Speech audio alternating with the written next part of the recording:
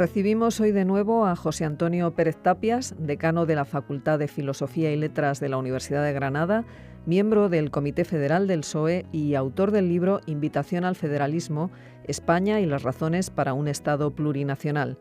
Para seguir hablando sobre este trabajo y sobre la posible reforma del Estado de las Autonomías, nos acompaña también Antonio García Santesmases, catedrático de Filosofía Política en la UNED.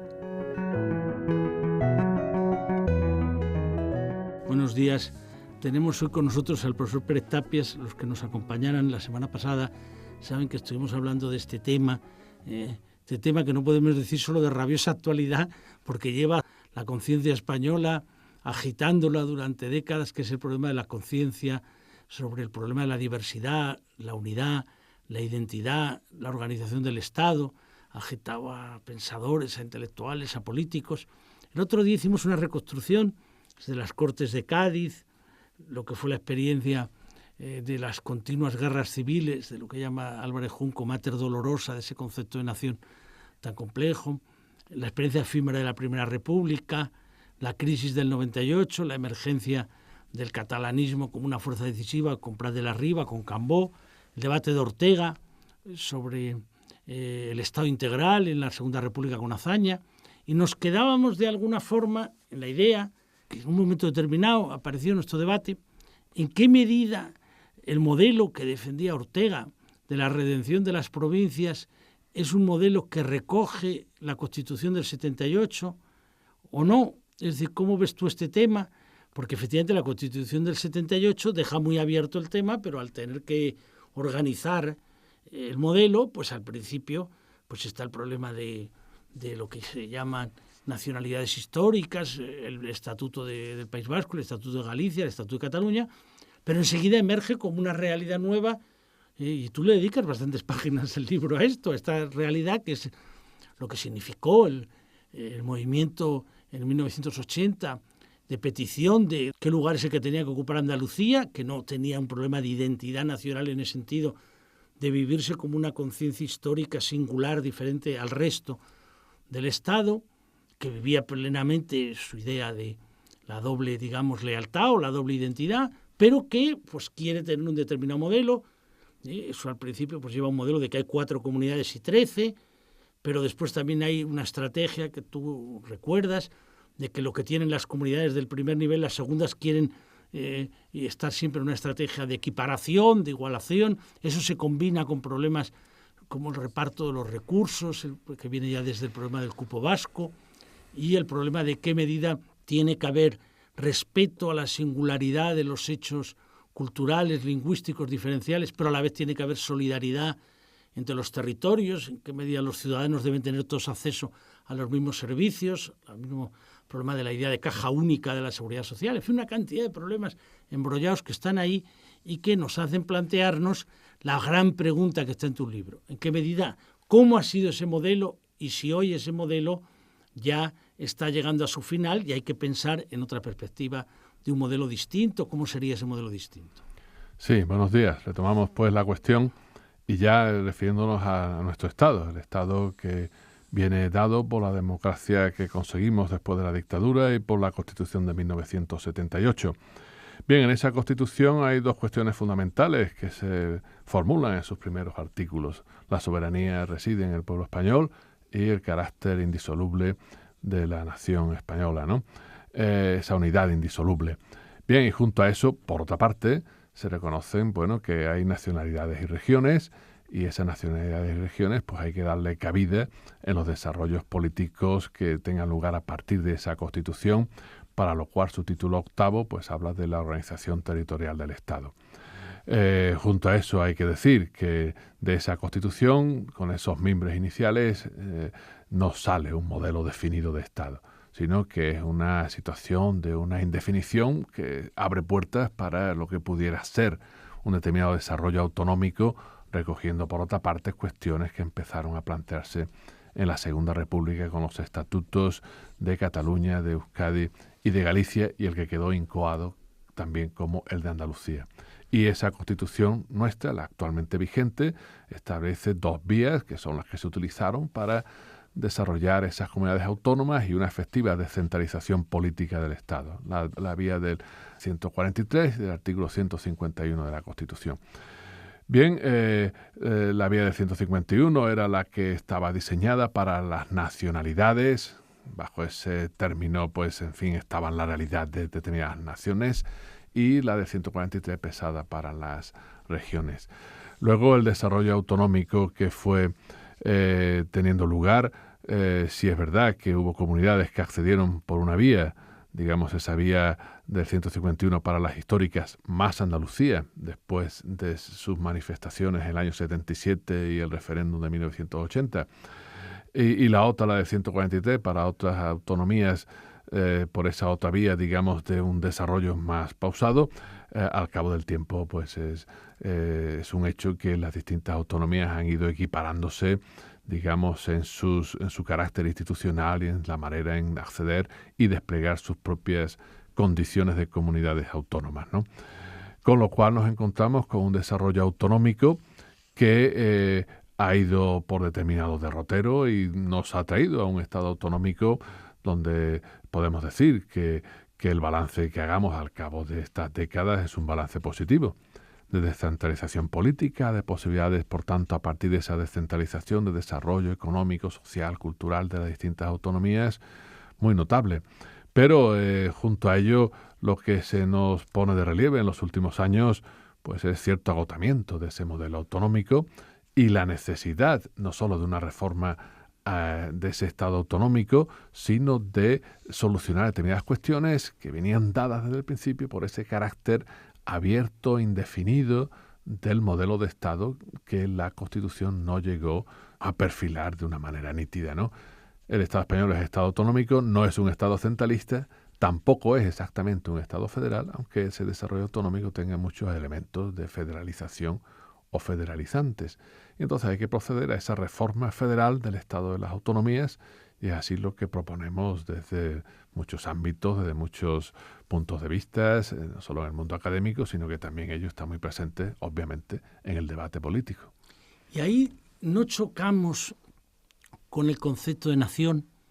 Es decir, el otro día terminábamos con la reflexión de Ortega. Es decir, ¿en qué medida decías tú en Ortega hay un concepto de nación que él considera más compacto, que él plantea entonces ese debate, es decir, no vayan ustedes por el camino del federalismo, eso está pensado para pueblos que en un momento determinado se unen y no para un Estado que ya está constituido. Comprendo que esto plantea un problema a los amigos catalanes porque esto les hace pensar que tienen un sueño que no se va a poder realizar nunca, hay que conllevar esto como un problema que está ahí, pero es preferible optar por ese otro camino. Y tú el otro día decías al terminar, hombre, pero quizás con un concepto distinto, menos compacto, menos homogéneo, incluso empleaste el término, que es interesante, por la cantidad de cosas que tú has escrito sobre estos asuntos de la laicidad, la interculturalidad, un concepto menos sacral de nación. Hay un momento determinado en el libro que te refieres incluso que como una cosa histórica tiene su interés aquel día donde en los años de la primera o de la segunda legislatura de Zapatero le plantean el problema, pero ¿qué concepto de nación tiene usted? Y entonces él dice aquella frase, bueno, el concepto de nación es discutido y discutible. Eso realizó un debate, una especie, y ahí en aquella época no había crisis económica, una llamarada enorme, esto es intolerable, ¿cómo es posible poner en cuestión el concepto de nación? Él decía, como tú dices, hay una obviedad desde el punto de vista académico o del mundo, digamos, de la reflexión política. Pero todo eso plantea un problema de cómo sería un concepto no sacral de nación que ayudara a pensar en un Estado que se puede federalizar. Es decir, ¿cómo sería ese concepto no sacral? Lo digo porque, como tú sabes, hay mucha gente que el modelo que tiene como un modelo es de la religión a la nación, es decir, de la corona investida por poder divino a la nación como el pueblo en armas, a la nación vinculada a la identidad ciudadana, o a la nación en esa otra cultura más romántica, vinculada a la tierra, a la sangre, a la lengua, a un pasado remoto que quiero recuperar, pero como un elemento muy homogéneo, en uno porque gracias a la educación pública logro que la gente se viva ciudadano más allá de lo que era su pasado particularista, lingüístico, religioso, cultural, modelo más republicano francés, en otro, porque bueno, pues un concepto más romántico, más donde, bueno, pues, pero también hay un recuerdo a un pasado que quiero reivindicar, que quiero recuperar, a un futuro donde puedo sentir plena mi propia tierra, mi propia cultura, mi propia lengua. Entonces, ¿cómo sería este concepto no sacral? Bien, yo creo que hay que recuperar un punto de vista que sea efectivamente laico respecto a estas cuestiones. La laicidad del Estado y la laicidad que pretendemos muchos para nuestro sistema educativo y para nuestro ámbito político no se refiere solo a las relaciones del Estado con la Iglesia o con las iglesias, sino que hay que llevar esa laicidad a cuestiones más de fondo. Y esas cuestiones pues aparecen, por ejemplo, cuando hablamos de nación o cuando se habla de soberanía. Y el concepto de nación carga con muchas connotaciones funcionalmente religiosas, aunque no sean explícitamente religiosas. Es decir, que esa idea de un pueblo elegido, de una comunidad, en fin, que pierde sus orígenes en la noche de los tiempos, es decir, un concepto fuertemente étnico de nación, pues tiene mucho de un concepto religioso de comunidad. Y ese concepto, además, cuando se baraja desde posiciones culturalmente mayoritarias y dominantes en un contexto político como es, en este caso, el Estado español, pues claro, es un concepto que bloquea el reconocimiento de otras realidades nacionales, que por otra parte también tienen que entenderse laicamente. Y en ese sentido, pues hay que llevar adelante un proceso de secularización de nuestras ideas, de nuestras instituciones y de nuestras prácticas políticas, digamos, para que de manera consecuente podamos articular todo ello de forma democrática. Lo mismo hay que hacer con el concepto de soberanía. El concepto de soberanía, en fin, como bien sabemos desde Carl Schmitt y otros, pues es un concepto que carga con muchas connotaciones teológicas, criptoteológicas, que están ahí, digamos, encubiertas, pero que aquella soberanía que se atribuía a un Dios único, a un Dios omnipotente, y que iba asociada pues a una unidad indiscutible, es la que se traslada al monarca absoluto, luego a la nación, luego al Estado. No, hay que laicizar el concepto de soberanía también, con lo cual pues podemos hablar, bueno, también de una soberanía plural y por lo tanto de un pacto entre sujetos políticos que encarnan soberanías diversas. Cuando utilizamos un concepto monolítico, compacto, monológico, pues la idea de pacto no entra, ¿no? Bien, dicho esto, el concepto de nación, ¿cómo desacralizarlo? Pues sacándolo de una concepción puramente étnica que es heredera de esas concepciones religiosas por vía romántica, y así se habla de un concepto cívico de nación, por ejemplo. Hay que reconocer que incluso una nación cívica pues tiene sus antecedentes históricos y toda una tradición detrás. No hace falta que resolvamos en este momento qué es antes, si el Estado o la nación. Si es el Estado el que da lugar a la nación o es la nación la que da lugar al Estado. Sobre esto hay una larga polémica con un caudal literario de lo más denso, ¿no? Pero en cualquier caso hay una correlación entre Estado y nación. ¿Pero qué supone un concepto laico de nación? Bueno, que no hay que dar por sentado que a una nación le corresponde un Estado y a un Estado una nación como una ecuación inamovible, sino que en un concepto de Estado con su soberanía entendida laicamente y un concepto de nación desacralizado, ¿por qué no podemos entender la realidad de un Estado plurinacional? De la misma manera que ya en nuestras propias sociedades tenemos que entender que a cada sociedad no le corresponde una cultura, sino que nos encontramos en cada sociedad diversas culturas. Y en el caso español, por motivos históricos de muy largo recorrido, de siglos atrás, pues nos encontramos con una realidad política de un Estado que tiene en su seno diversas naciones. Y esa es la cuestión de reconocimiento que hay que resolver. En España, con la transición, parece que habíamos resuelto una serie de cuestiones y también se hablaba de la cuestión nacional. Y el Estado autonómico ha sido respuesta a esa cuestión nacional con su descentralización política. Pero hoy nos damos cuenta, es decir, los hechos y las realidades nos obligan a reconocer, bueno, que no es que hubiera solo una cuestión nacional, es que había cuestiones nacionales. Y eso forma parte de los límites a los que ha llegado el Estado autonómico. Que no es que esté solo agotado porque hay problemas de ajustes, de coordinación, de cooperación entre los distintos niveles de un Estado complejo y compuesto. Que no es que solo haya que resolver cuestiones del sistema de financiación o de cómo articular pues toda esta diversidad desde el punto de vista administrativo, o cómo resolver cuestiones que efectivamente hay que resolver, como, bueno, qué pasa con el Poder Judicial que no se ha descentralizado como los otros, o qué pasa con el Senado como Cámara Territorial. Todo eso es importante. Y digamos que todo eso entra en el capítulo de la redistribución de cargas y beneficios, de recursos, de competencias y demás. Pero hay una cuestión fundamental, que es la cuestión del reconocimiento político de realidades nacionales diversas, llevando ese reconocimiento al mismo texto constitucional, a la misma norma fundamental, con las consecuencias que tiene llevar eso al texto constitucional. Porque eso supone pues desarrollos ulteriores. Hay un punto interesante que remite a dos cuestiones. Vamos a ver. Al decir nación en plural, naciones, durante tiempo se ha insistido mucho en la diferencia en que, digamos, hay una nación política y unas naciones culturales. Entonces, incluso se ha articulado a veces la expresión nación de naciones, que aparece al hablar de, por ejemplo, en la cita que tú haces ahí de Anselmo Carretero, al principio del libro. Esto plantea una cuestión interesante. ¿Qué diferencia hay entre la nación de naciones entendida en este sentido, que algunos ponentes constitucionales utilizaron, nación política y naciones culturales? ¿Qué diferencia hay entre eso y un Estado plurinacional? Bueno, hablar de nación de naciones es un paso importante. Como ocurre en otros ámbitos, pues en fin, las cosas se van produciendo y reconociendo gradualmente. Hablar de nación de naciones supone, dicho aristotélicamente, que el término nación se utiliza o se usa de diversas maneras, con diversos sentidos, ¿no? Y en una nación política, pues se reconoce que existen distintas naciones con una entidad cultural fuerte, con su, digamos, sus rasgos peculiares y específicos, lo que llamamos también hechos diferenciales, ¿no? Y el hecho de que hablemos de nación de naciones, como ya decía Anselmo Carretero hace décadas, desde el exilio mexicano, que fue este socialista español, como tantos otros, bueno, pues eso ya era un paso importante, ¿no? Para tratar de ver qué hacer con la realidad política española y su pluralidad nacional.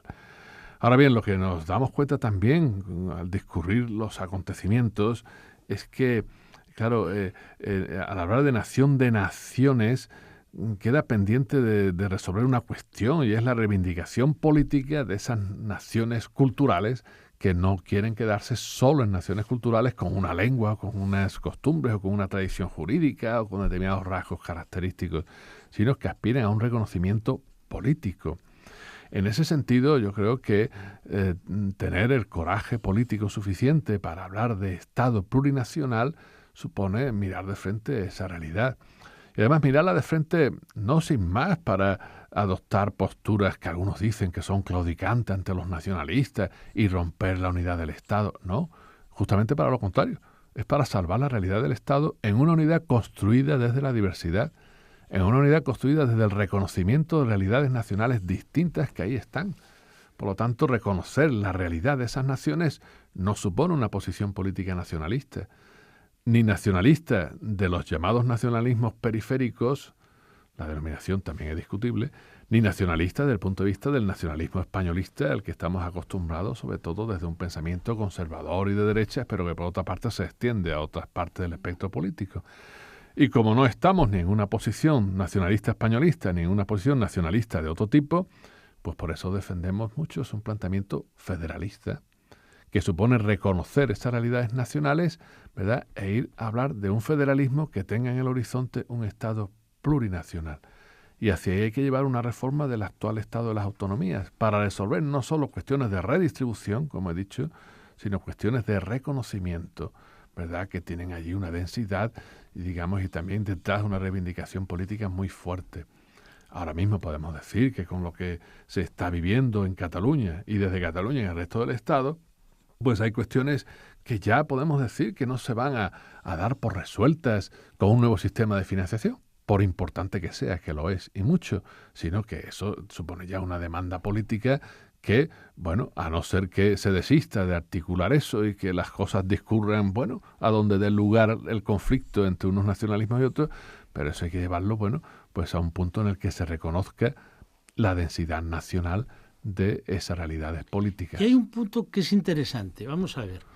Además de, en este libro y en otros tuyos, que se insiste mucho en esta idea de la concepción laica de la nación frente a la concepción étnica, la concepción homogénea, las naciones en plural, pero la pluralidad dentro de cada una de las realidades nacionales, la desacralización que hablábamos, pero tú también insistes en la desacralización de la soberanía. Entonces, claro, aquí hay un problema que ha venido, yo creo, a complicar mucho toda esta reflexión y todo este modelo, a partir de algo que los constituyentes del 78, pues claro, no podían imaginar en ese momento, que es la caída del muro de Berlín en el año 89 y lo que es el retorno con una gran fuerza de los nacionalismos, en el sentido de que hay lugares, pues estados muy pequeños que crean estados. Croacia, Eslovenia, Eslovaquia, Chequia, Serbia, Kosovo, es decir, hemos entrado pues no solamente en el problema de Yugoslavia, sino en otros lugares en esa ruptura. En segundo lugar, el hecho de que la crisis económica, sobre todo desde el 2007, desde el 2008, ha planteado el problema de que la gente en los países europeos, en algunos lugares, vive que en algún lugar se tienen que aferrar frente al gobierno de los mercados, frente al enorme poder que tiene el capitalismo financiero. Entonces reivindican la identidad. En unas ocasiones son identidades lingüísticas, culturales, de minorías dentro de un Estado, de minorías de gente que viene de la inmigración y que no se vive vinculado a la cultura homogénea o a la cultura mayoritaria dentro de ese Estado, quiere mantener el recuerdo de lo que fue. En otras de minorías hemos vuelto a hablar, de nacionales, pero que sí que ha vuelto a plantear, digamos, con una gran fuerza el tema de la soberanía. O sea, la idea de la construcción europea como un objeto político no identificado, donde no se sabe muy bien cómo se puede controlar a los que toman las decisiones, hace que vemos que continuamente hay una reivindicación de reconstruir, de recuperar para la soberanía del demos y para la soberanía de los pueblos, unos dicen, para la soberanía de las naciones, dicen otro, para la soberanía de los estados-nación otro, competencias decisivas que se habían ido perdiendo en entidades supranacionales. De alguna forma se viene a plantear entonces que lo que se ha sacralizado es el poder económico-financiero y que lo que se ha hecho es perder, despolitizado el cuerpo político. Entonces esto plantea un problema, yo creo, de que hay muchos, vamos a decirlo con la frase de nuestro colega catalán de Rubén de Ventós, que diría así: será poco la soberanía, mire, pero la poca que tenga la quiero para mí. Si ya le comprendo que es muy poca, que ya está demediada, que no es lo que era antes, que el Estado no es lo que era, pero yo quiero tener lo mismo que usted, quiero tener un Estado propio. ¿Qué les dirías tú a los que razonan de esta manera para la perspectiva de que es preferible seguir viviendo juntos, aunque sea con un modelo de reforma del Estado actual? Sí, bueno, lo primero es que hay que insistir en que cuando hablamos de una reforma federal del Estado, en este caso de nuestro Estado autonómico, en definitiva, cuando hablamos de federalismo, y federalismo además con un horizonte plurinacional, como es lo que necesita España, según lo que sostenemos algunos, pues eso, en primer lugar, es un proyecto de convivencia, ¿no? De convivencia democrática. Y el federalismo, como proyecto político, implica pues una profundización en la democracia. Supone nuevas formas de participación, supone nuevos criterios y pautas de distribución del poder y de controles de poder, no solo en los términos clásicos del legislativo, ejecutivo, judicial, sino en términos territoriales. Supone también, pues eso, modos de cooperación y de coordinación que han de establecerse para que ese federalismo, en este caso plurinacional, sea social y cooperativo. Y supone pues una cultura del pacto federal, una cultura federal. Y para esa cultura federal es importante, bueno, pues manejar ese concepto de soberanía que hay que entender progresivamente con un concepto, ya he dicho, laico de soberanía. Si queremos decirlo de otra manera, una soberanía no mitificada. Es decir, si entendemos como soberanía la capacidad de darnos nuestras propias normas, pues vamos a adentrarnos por esos derroteros, no administrando una soberanía inexistente, a la que por otra parte nos han llevado las realidades políticas y económicas actuales, donde el mercado se sobrepone a los estados y la Unión Europea queda, digamos, ahí deslegitimada en sus instituciones por la fuerza de los poderes económicos, sino vamos a llevar esa soberanía allá donde queremos hacerla radicar, que es, al fin y al cabo, en la ciudadanía.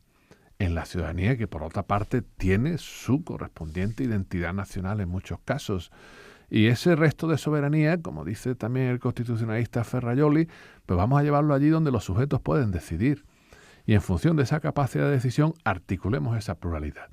Y en este caso, en España, si queremos resolver la crisis institucional de nuestro Estado, pues hay que atender a esa realidad de naciones distintas, ofreciendo un proyecto de convivencia, de profundización en la democracia, de coordinación y colaboración entre poderes diversos, en este caso, poderes territoriales, a través de los cuales la ciudadanía tenga un protagonismo político fuerte. Y en este sentido recuperaremos un elemento esencial como es el vínculo entre federalismo y cultura republicana, ¿verdad? No es casual que los momentos en que en España se ha planteado avanzar hacia el federalismo de una forma seria, pues hayan sido los momentos en los que, de alguna manera, el Estado se ha configurado como republicano. Lo republicano, por otra parte, no es solo una forma de Estado en lo que a su presidencia o cabeza se refiere, sino que es un concepto de ciudadanía, una manera de entender la democracia al modo participativo, y sin duda todo esto pues lleva a un federalismo que, por otra parte, supone pues una articulación de poderes que va desde el ámbito municipal, pasando por el ámbito de los estados o comunidades, en este caso las autonómicas, digamos, reentendidas a sí mismas como posibles instancias federales de ese Estado federal mayor, y luego llevando ese federalismo al ámbito de la Unión Europea. Pero todo eso requiere, pues sin duda, salir de ciertas mitificaciones o ciertos conceptos dogmáticos que, llegado el caso, no nos van a solucionar lo que democráticamente hay que solucionar. Y estamos saliendo o estamos metiéndonos más. Quiero decir, muchas veces, al plantear esta reflexión tan matizada, tan compleja, que une tantas piezas, la república, la ciudadanía, el federalismo, la laicidad, la interculturalidad, se plantea, el modelo es deseable, pero ya no es posible, ya se pasó el tiempo para eso. Bueno, eso es lo que se nos dice ahora, en fin, muchas veces a los que hablamos de federalismo, por ejemplo, ante la dinámica acelerada, podemos decir, de lo que está ocurriendo en Cataluña y de lo que el Estado tiene que resolver ahora mismo en ese contexto. Bueno, yo creo que los hechos son los que son y el tiempo es el que es. El tiempo político, por otra parte, no es el tiempo de los relojes o de los días sin más que se sucede, sino que a veces se dilata o se contrae según la fuerza de los acontecimientos y la capacidad de respuesta. Diré, mencionando a un filósofo, dicho sea de paso, a Deleuze, por ejemplo, que también la dignidad es estar a la altura de los acontecimientos o del acontecimiento. Y en este caso, la dignidad política colectiva de la ciudadanía española pues supone estar a la altura de lo que está aconteciendo en España y darle una respuesta que es necesaria y, si queremos que sea viable, ha de ser suficiente para articular esta diversidad. Es verdad que tenemos obstáculos importantes, nos falta el recorrido para una cultura política federal que tenía que estar mucho más difundida y asentada, ciertamente. Pero bueno, hay quienes piensan que determinadas fórmulas constitucionales, por ejemplo, le pueden dar, pues una trinchera para resistir, un concepto de nación como unidad indisoluble, ¿no? Bueno, pues a veces cuando, en fin, los acontecimientos históricos, las corrientes de la historia cobran determinada fuerza, pues esas trincheras resultan rebasadas o esos diques resultan arrollados, ¿no? No pensemos que una fórmula dogmática nos va a resolver un conflicto histórico, sino que eso hay que abordarlo de otra manera. Y desde luego ya no vale tampoco la fórmula orteguiana de la conllevancia. Y creo que tampoco tenemos que utilizar fórmulas tales como el encaje de Cataluña en España. No, es que hay que ofrecer las posibilidades de un pacto donde los distintos protagonistas pues sean todos, digamos, protagonistas al mismo nivel de la fórmula de convivencia política que a la escala institucional del Estado debemos y podemos darnos. Bueno, pues ahí queda la apuesta y ahí queda la invitación del profesor Pérez Tapias y su libro, que recomendamos vivamente, Invitación al Federalismo, que efectivamente es una invitación a algo más que cómo se organiza un Estado, sino cómo se puede lograr resolver un problema histórico y buscar un nuevo proyecto de convivencia. Nada más y muchas gracias. Muchas gracias.